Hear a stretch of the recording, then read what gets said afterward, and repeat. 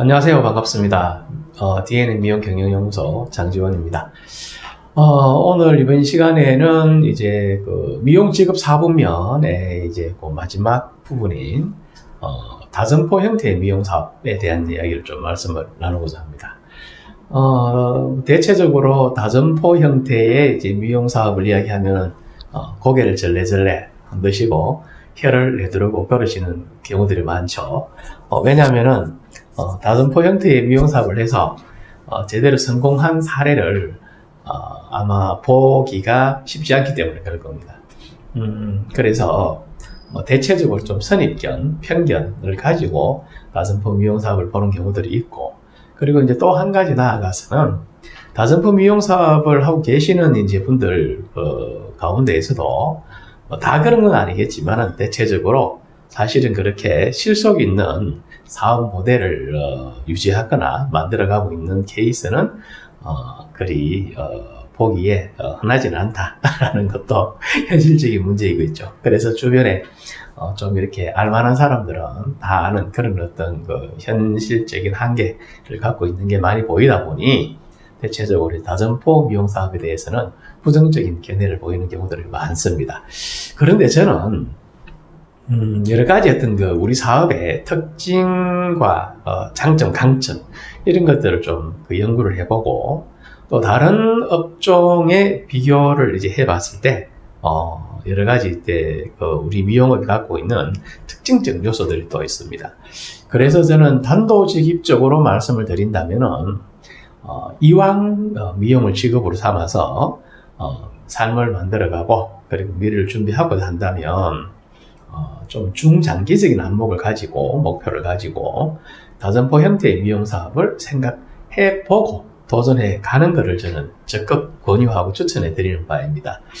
그리고 또 그런 그 사업 모델을 성공시킬 수밖에 없는 여러 가지 환경적 요인과 그 차별화될 수 있는 전략적 요소들에 대한 어떤 지식이나 노하우 이런 것들이 이제 많이 좀 이렇게 들릴 수 있는 조건이다 보니 자신 있게 또 말씀드리기도 합니다만은 어찌됐든 1, 2년 하고 많은 일이 아니다 보니 좀 중장기적인 안목으로 내 삶과 사업이 밸런스를 이룰 수 있게끔 해가는 게 더 좋지 않을까라는 그런 측면에서 저는 다점포 형태의 미용 사업을 잘 한번 구상해 보시라는 이제 긍정적인 말씀을 드립니다.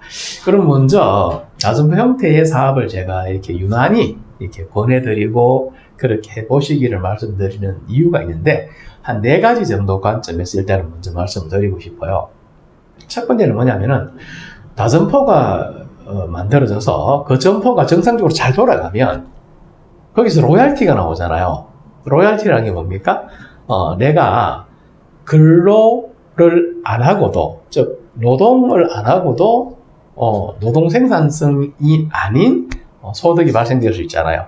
그러니까 내가 노동을 해서 돈을 번다는 것은 시간과 공간, 나 한 사람의 인력 여기에 제약을 받잖아요. 근데 내가 직접 거기 현장에서 손님이 머리를 하고 하지 않아도 돈이 나올 수 있는 부자가 된다면 좋잖아요.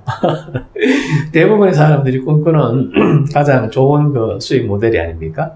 그래서 주식 투자도 하고 부동산 투자도 하고 해서 자산을 만들어서 수입이 발생되게 하려고 많이들 하잖아요. 근데 저는 개인적으로 그런 어떤 그 투자 자산을 통해 가지고 만들어낼 수 있는 로열티도 참 중요하겠지만은 가장 확실하면서 가장 안전한 방법은 사업 모델을 로열티가 나올 수 있는 형태로 만드는 게 가장 확실하면서 가장 안전하다는 생각을 저는 개인적으로 합니다. 그래서 로열티를 통해서 좀 더 윤택하면서도 미래를 안정적으로 준비할 수 있는, 그리고 꿈을 누리고 삶을 누리고 살 수 있는 그런 사업 모델도 생각해보자 라는 게 이제 첫 번째 이유고요. 두 번째 이유는 뭐냐면 아주 현실적인 문제죠. 우리가 인생을 100년을 이제 산다고 그러잖아요. 물론 연령대에 따라 좀 차이도 있겠지만은 그래도 지금 20대, 30대, 40대 이러면은 100세 시대라는 이야기는 그냥 일반 상식으로 이제 이해하고 있고 당연히 그렇다고 이제 생각들 하는 시대가 되어버렸는데요. 그런데 우리가 이제 앞에 자료에서 이렇게 여러 번 봤다시피 우리 인생은 100세 인생인데 우리가 직업을 가지고 살 수 있는 나이는 얼마 되지 않잖아요. 그러니까는 짧게 직업을 갖고 있는 시간 동안 긴 인생의 시간을 준비하기에는 노동 생산을 통해서 만들어지는 근로소득으로는 한계가 있는 거죠. 그래서 어떻게 해야 되느냐? 이왕이면은 좀 길게 생각하고 멀리 보고 다선포 형태의 로얄티를 발생시킬 수 있는 사업 모델을 잘 만들어서 은퇴 이후에 삶도 잘 준비할 수 있는 이런 게 됐으면 참 좋겠다는 생각을 이제 하는 거죠. 세 번째가 이제 뭐냐면은 우리가 그런 거잖아요. 옛날에 그 개그 무슨 프로 이런 것도 나오잖아요. 우스갯소리로 야 밥만 먹고 사냐? 뭐 이런 이야기 나오잖아요. 그렇잖아요. 우리가 뭐 밥만 먹고 사는 게 아니잖아요. 좋은 자동차를 몰고 다니고 좋은 집에 살고 뭐 어떻게 뭐 카드 이런 거 할부 안 끊고 현금으로 사고 싶은 거 사고 뭐 여행 다니고 싶은 데 다니고 이런 것도 뭐 좋겠죠. 근데 인생이라는 건 또 그것만이 다가 아니잖아요. 살면서 실현하고 싶은 여러 가지 가치라든지 삶의 어떤 인생관을 통해서 만들고 싶은 여러 가지 어떤 삶의 모델들 이런 것들이 있죠. 그런 걸 우리가 이제 꿈이라 그러잖아요. 누리고 싶은 것 이런 것들을 누리게 해줄 수 있는 게 뭘까? 누리게 해줄 수 있는 어떤 그 기초가 뭘까? 결국은 우리가 이제 경제적인 시간적인 데서 좀 더 자유로워져야 누릴 수 있는 삶을 누릴 수 있다는 거죠. 그래서 저는 좀 더 크게 생각하고 우리 사업을 구상해보는 게 좋지 않을까라는 생각에서 다선포 형태의 사업을 제가 이제 추천을 하고 하는 부분이죠.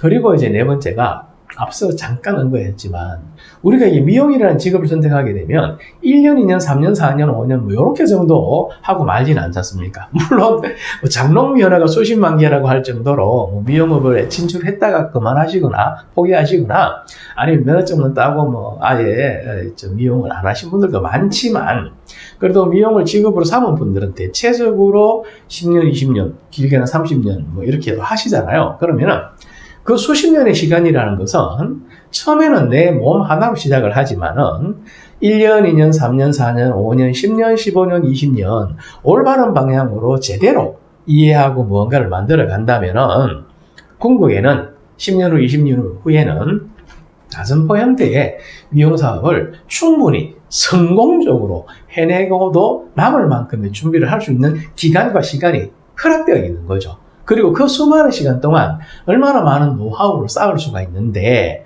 그 시간들을 우리가 그냥 아주 근로소득만 발생시키는 이런 정도의 일이 아니라 좀 더 높은 차원의 어떤 눈을 두고 시선을 두고 뭔가 좀 공부를 하고 합리적으로 만들어 간다면은 좋은 기회가 올 수 있다라는 거죠. 그래서 그런 어떤 우리 직업의 시간들을 놓고 봤을 때도 충분한 기회가 있기 때문에 저는 가급적이면 다선포 형태의 로열티가 나오는 미용 사업 모델을 추천하고 권해드리는 바입니다. 그리고 이제 큰 두 번째 제가 여러분들한테 다선포 형태의 사업을 이제 말씀드리는 이유는 뭐냐면은 미용 사업이 기회로서 이게 사업의 기회라는 건 다양한 아이템들이 있을 수가 있잖아요. 근데 이 다양한 아이템들을 우리가 분석해서 좀 살펴보고 보면 미용이라는 직업만이 가지고 있는 독특한 어떤 구조가 몇 가지가 있습니다. 이게 저는 굉장히 중요한 기회라고 생각하거든요. 그래서 기회적 측면에서 우리 일을 바라봤을 때 다선포 형태의 좀 큰 사업 모델이 충분히 가능하다라는 부분이 있어서 몇 가지 좀 말씀을 드리고자 합니다. 그건 제가 한 5가지 정도 분류를 하는데요. 첫 번째는 뭐냐면은 우리 일은 생활 밀착형이죠. 다시 말해서 사람이 태어나서 늙어 죽을 때까지 생활을 하는 가운데에 미용실 와서 머리를 하는 거는 항상 이제 이게 열려 있는 거죠. 그래서 생활과 관련되어 있는 일이라는 거죠. 생활과 관련되어 있다는 건 무슨 뜻입니까? 소비재라는 거죠. 소비재라는 건 뭐죠? 소비가 된다는 이야기예요. 다시 말하면 없어진다는 거죠. 쓰면 없어지는 거죠. 머리를 이렇게 만들어 놓으면 파마를 하든 염색을 하든 커트를 만들어 놓으면 일정 시간이 지나면 이게 없어지잖아요. 그러면 어떻게 됩니까? 보기도 별로 안 좋고 또 찝찝하기도 하고 여러 가지 조건과 환경에 따라 가지고 그걸 다시 가꿔야 되는 거죠. 그럼 또 소비가 되는 거죠. 다시 말해서 재구매가 일어난다는 겁니다. 계속 돌고 도는 돈이 돈다는 거죠. 이게 참 중요한 겁니다. 어떤 통계 자료에 보니까 이런 게 있더라고요. 우리나라 사람들이 평균 1인당 미용실에서 1년에 10만 원을 쓴답니다. 그러면 5천만 인구라고 놓고 보면은 연간 5조 원이 넘는 돈이 미용실에서 매년 회전되고 있다는 거죠. 물론 10년 후, 20년 후에는 인구도 줄어들고 하니까 뭐 또 시장 자체가 좀 폭이 좁아질 수도 있겠지만 그건 뭐 영원한 이야기이고 또 그렇게 그 편차가 뭐 그렇게 큰 정도는 아닐 거라는 생각이 들거든요.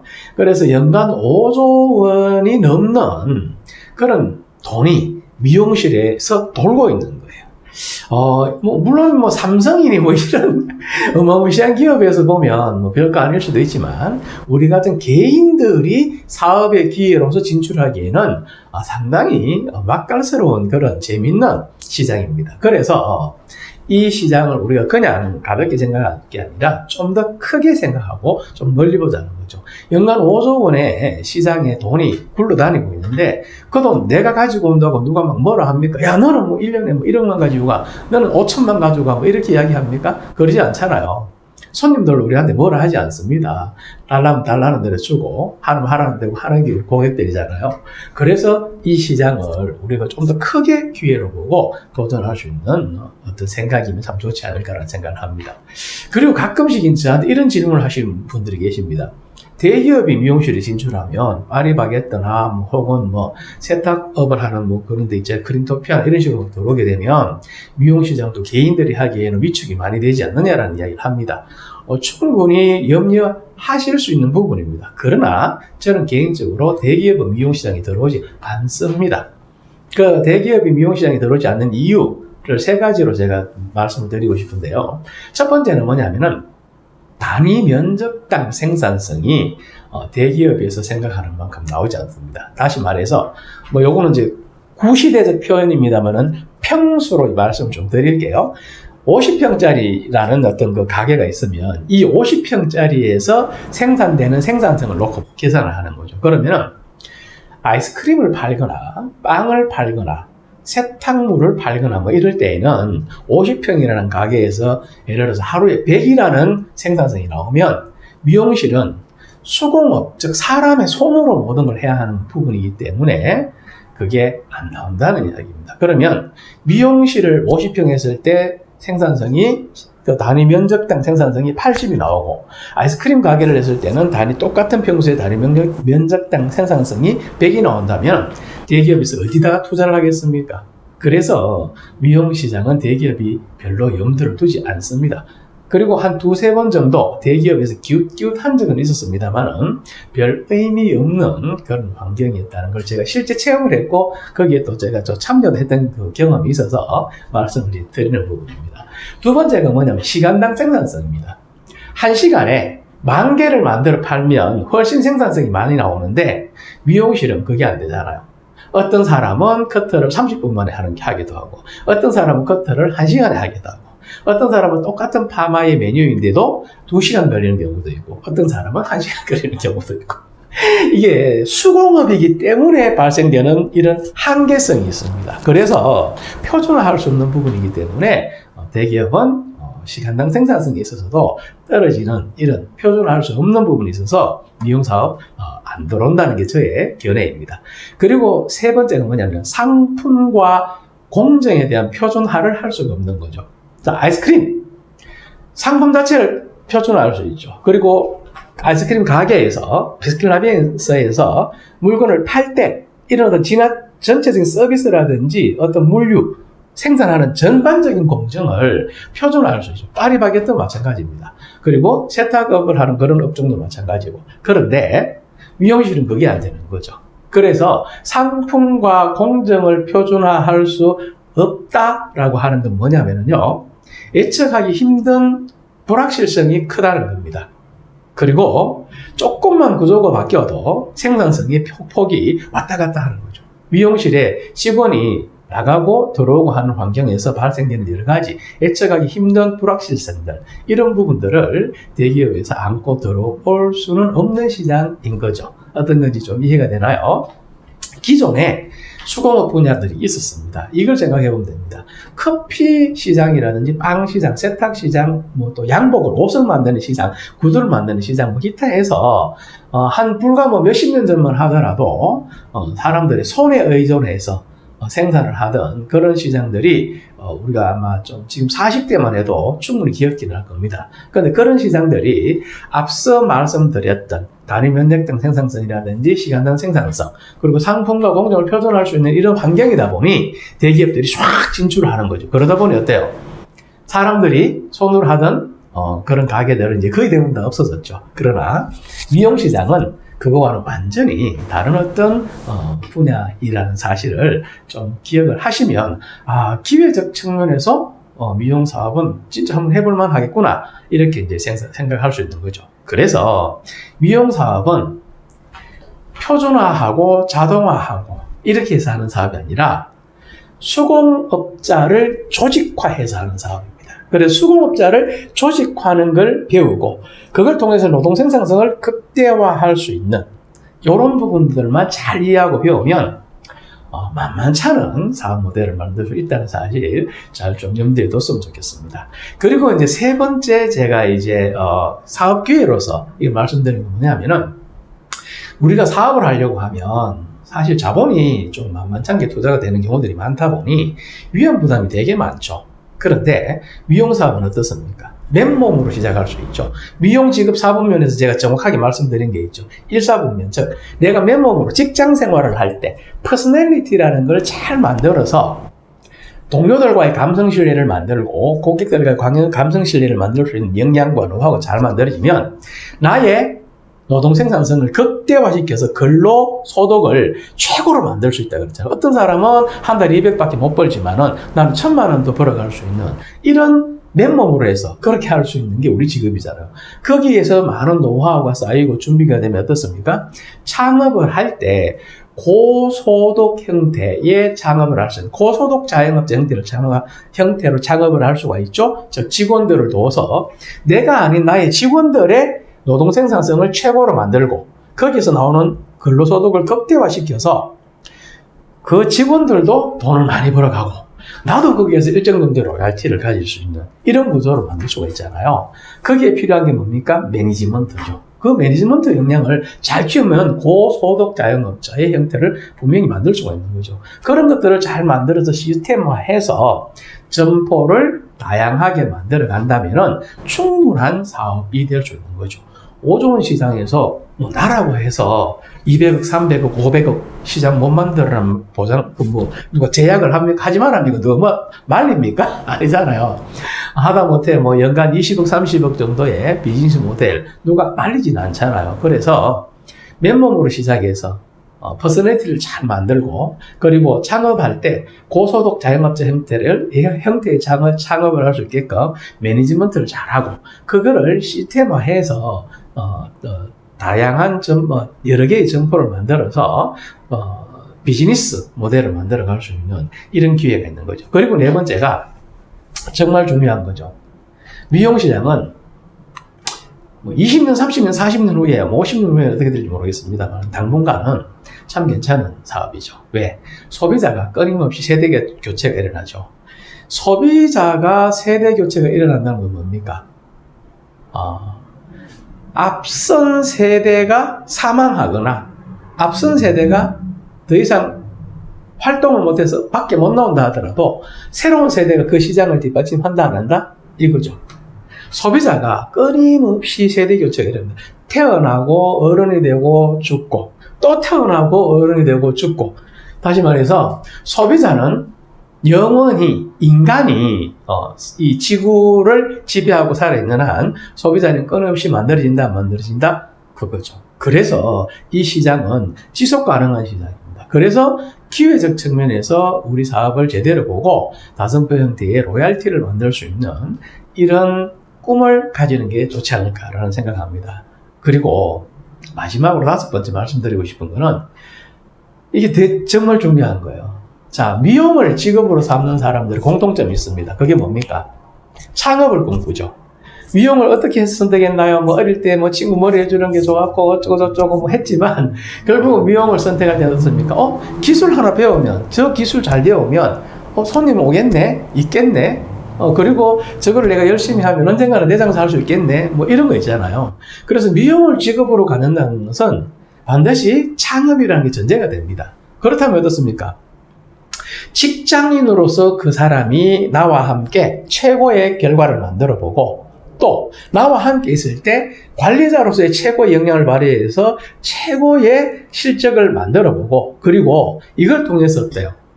성공할 수밖에 없는 환경을 함께 공유하고 성공할 수밖에 없는 창업을 함께 할 수 있게끔 해나간다면 너도 나도 우리 모두가 보다 안전하면서 보다 공격적이고 보다 예측 가능한 미래를 향해서 창업을 계속해 나갈 수 있지 않겠습니까?